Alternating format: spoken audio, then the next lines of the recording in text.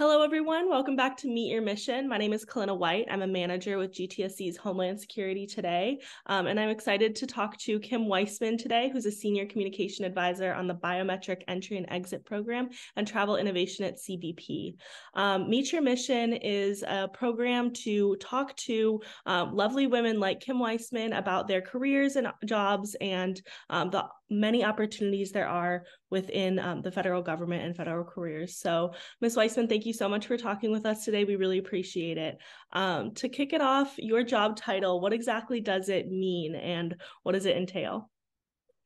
Yeah, so thank you so much for inviting me to participate. As you mentioned, I am the Senior Communication Advisor on the Biometric Entry Exit Program Travel Transformation, and I support our Executive Assistant Commissioner, Diane Sabatino, in the Office of Field Operations.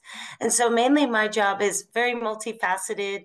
I work on press and stakeholder engagement, and I advise CBP senior leadership on communication strategies. And, that, like I said, it entails, making sure that we're being very open, transparent, and responsive to any of the press inquiries that we receive, and then also building and strengthening relationships with our stakeholder partners. So it's a very wide open portfolio, and you never know what'll come up in your day as a communication professional. Well, again, I guess my next question then would be a little hard to answer, but do you have a daily routine when things aren't going crazy? Yeah, so yeah, every day I always joke. I'm like, we're always just in hyperdrive, and it's a great mission. I mean, I'm so very proud to work for CBP. I love the mission. I've been there a long time. Even before we became, the department, I worked on these issues. And so I do have a real strong passion for it. But yes, it is a very demanding job, especially in communication side. You have to have a lot of energy and focus. And so, yeah, every day, I always joke, I'm like, you think your day will start one way and then it just gets flipped upside down because we never know what'll come up. But in general, obviously I have a lot of email. I have a lot of contacts around the world. So because of the time zone difference, I might start like, 5 or 6 a.m. on a call, just, to be able to speak to people in whether it's Asia or Europe or wherever. And then on the reverse, I might be up late in the evening doing the same thing. But in general, we have a lot of planning, strategic meetings. I sometimes in my day too, I have events. As you know how we get to meet up in Washington, D.C. I might go and support senior leadership like Miss Sabatino. Obviously, like I said, just a lot of email responses. And that's why I always say, it's a lot of it's internal. You're working with all of your colleagues within CBP, but then also I have this external wide network, of working with academia and federal partners. And like I mentioned, key stakeholders and travel and tourism and air and sea travel and land border travel and the technology community. Again, we're very close partners with our technology industry partners as well. So it's very multifaceted. And I guess I should say the best part is I'm never bored, right? There's always something exciting going on at CBP.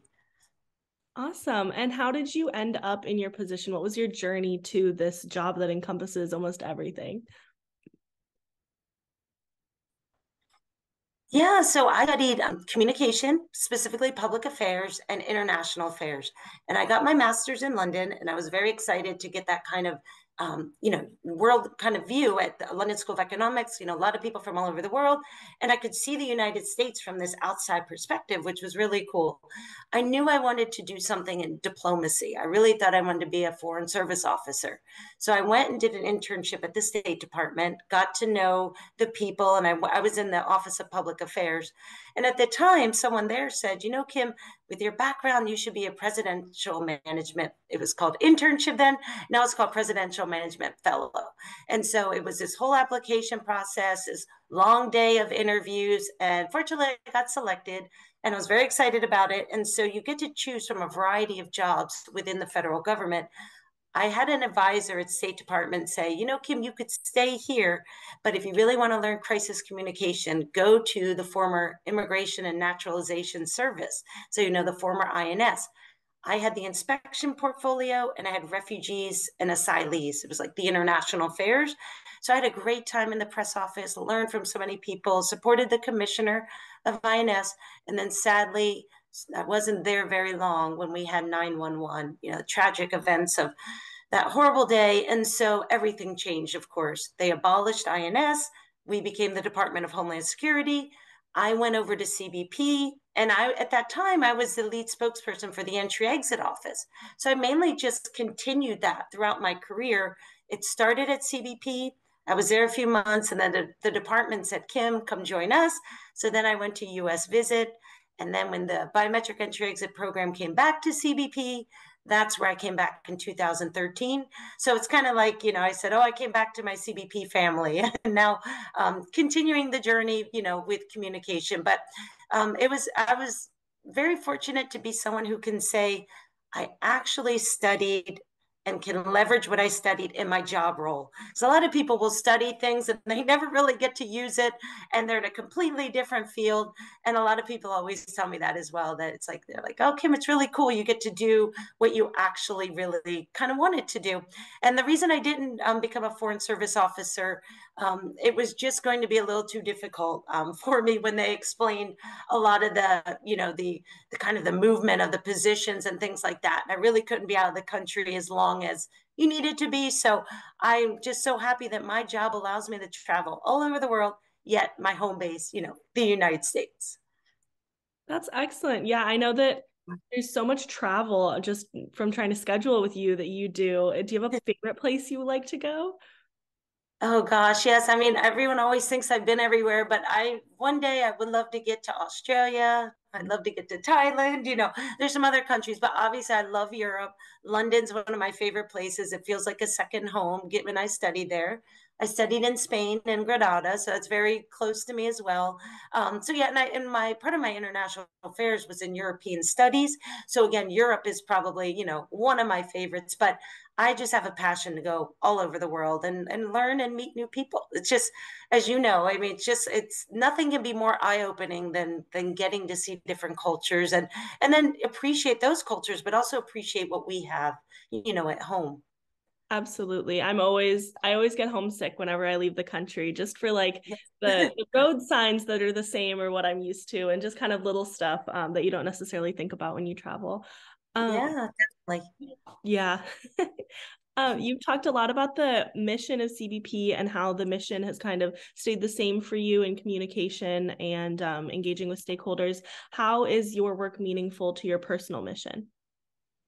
Yeah, so I think, communication is the basis of everything in life, right? Like everything, any type of job you have to really be a good communicator to avoid the challenges that come up and the difficulty and relationships and personalities. I mean, everything really does come down to trying to be a good communicator, whether it's interpersonal skills, whether it's the job I do communicating with the press or stakeholders.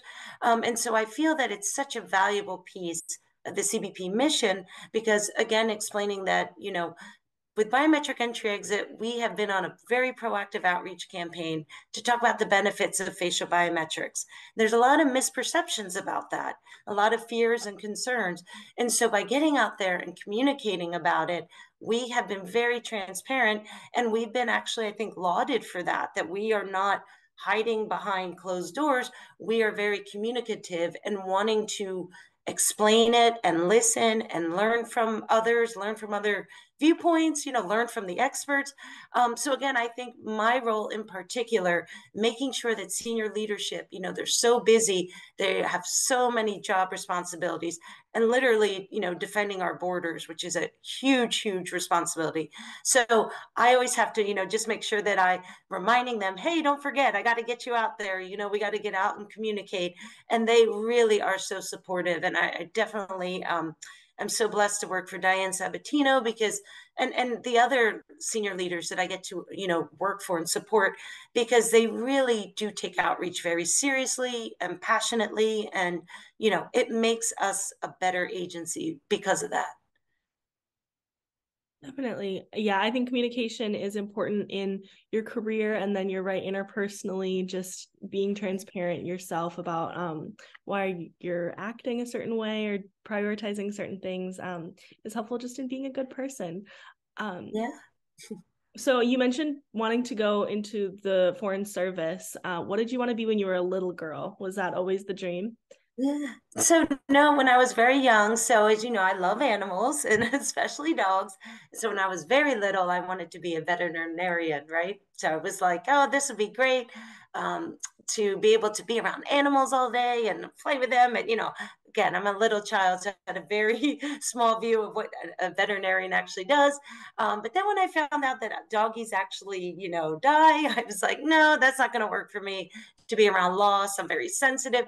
So I knew then, no, I probably couldn't do something with animals. I mean, that was my passion. I love supporting charities and doing things for animals, but um, then I thought, maybe I just thought, oh, I'll be a judge one day. That looks like a really cool position, not realizing what all went into being a lawyer as well. So that's when I was very young and just, when you have to say in kindergarten, what do you want to be when you grow up?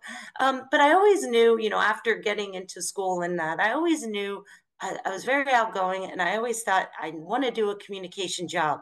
I thought I may pursue the on air kind of job, working in video production and maybe, going on camera and pursuing that track. But then when I got in, I was at University of Miami and they had a great school of communication.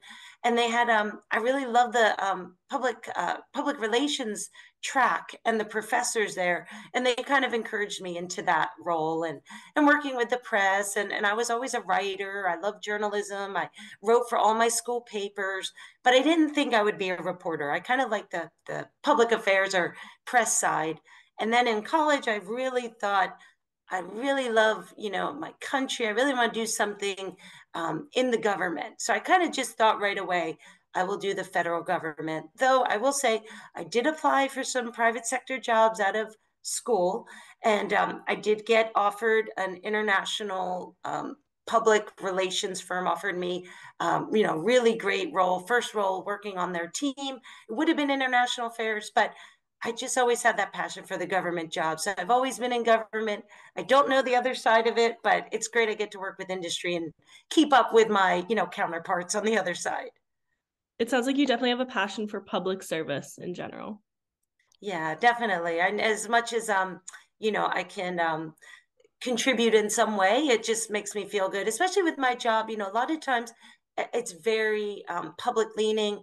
I get requests from all over the world, hey, Kim, I'm having a problem with my global entry, or I have this visa question, or, which is, State Department, but working with my colleagues, like to get these people an answer.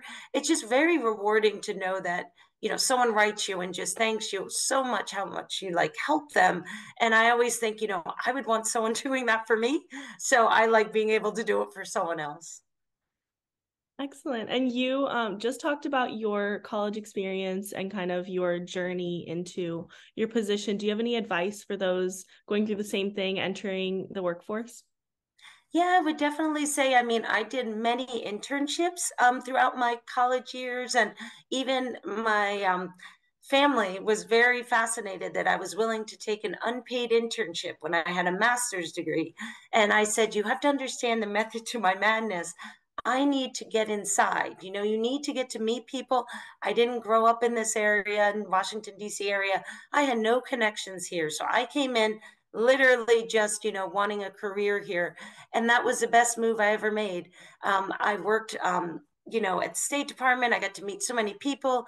I got to be a spokesperson for the press office, supported the Secretary of State, the also the senior I guess spokesperson at the time. I'm trying to think of what the new title is for them, but so it was really just like eye opening. And again, that's how I learned about the Presidential Management Fellowship. That's where I met people who offered me a job when I became the PMI or PMF. So I would tell young people, look for those internship opportunities. You have to get to meet people, from the government. Try to get mentors that can also offer you advice. I so rely on the mentors I have today, people all throughout my career. So I would definitely tell those young people, get on the inside, make those relationships. And then once you're in, you have so many opportunities. And then, sky's the limit for everywhere you want to really, hone in on your passion. Absolutely. Well, thank you so much for taking the time. We really enjoyed speaking with you, and it was really interesting to hear how your career evolved. I studied international relations in college, Oh, and was great. considering the foreign service and all that entailed. So it's interesting how your career evolved from that. So thank you so much. We really appreciate it. Okay, thank you so much. It was good to connect with you, and I appreciate the opportunity. Thank you. Absolutely. Have a great day. You too. Take care.